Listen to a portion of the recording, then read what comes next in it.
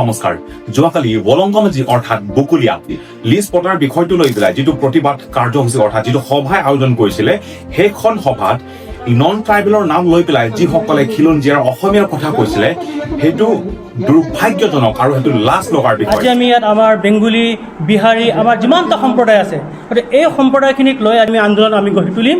বৃহত্তৰ আমাৰ কাৰ্বি আংলং যিমানবোৰ আমাৰ নন ট্ৰাইবেল মানুহ আছে আমি তেওঁলোককো আমি সজাগ কৰি তুলিম।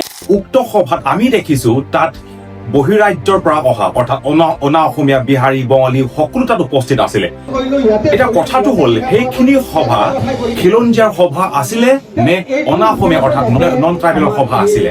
কাৰণ অসমতে দেখিছো 1979 অৰ্থাৎ 1979 পৰা আৰম্ভ হোৱা বিদেশী খেদা আন্দোলন আজিলৈকে চলি আহি আছে।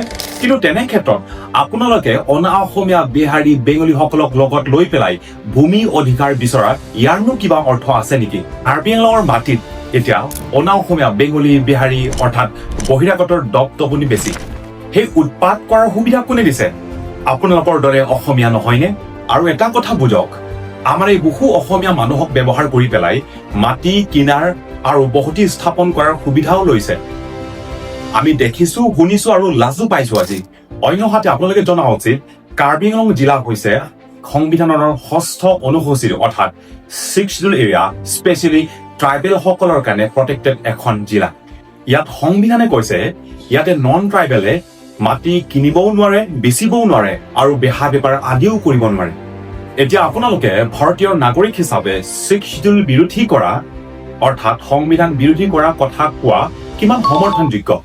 কিন্তু আৰু এটা কথা, কাৰ্বি আংলং অসমৰ অংশ যিহেতু গতিকে কেৱল অসমীয়া খিলঞ্জীয়াসকলে কথাটো উত্থাপন কৰিলেহেঁতেন কথাটোৰ গ্ৰহণযোগ্যতা আৰু বিবেচনা কৰাৰ থলটো আছে।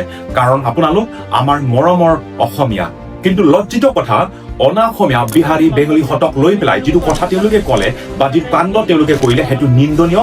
কাৰণ বেংগলী বিহাৰী কাৰ্বি আংলঙৰ খিলঞ্জীয়া কেতিয়াও হ'ব নোৱাৰে আৰু সেইটো স্পষ্টকে সংবিধানে ক'লে। আৰু দুখ লগা আৰু দুৰ্ভাগ্য যে আমাৰে থলুৱা অসমীয়াক নিজৰ অধিকাৰ নিজৰ ম্যাদী পাতা বিচাৰিবলৈ সহায়ৰ প্ৰয়োজন হ'ল অনা অসমীয়া অৰ্থাৎ বহিৰাজ্যৰ পৰা অহা, বংগৰ পৰা অহা, উত্তৰ প্ৰদেশৰ পৰা, বিহাৰৰ পৰা অহা অনা অসমীয়া মানুহৰ। এনেকেই হ'লে প্ৰকৃততেই অসমীয়া জাতিৰ অস্তিত্ব সংকটত পৰিবলৈ আৰু অসমীয়া ৰহাতলৈ যাবলৈ বেছি সময় নালাগিব।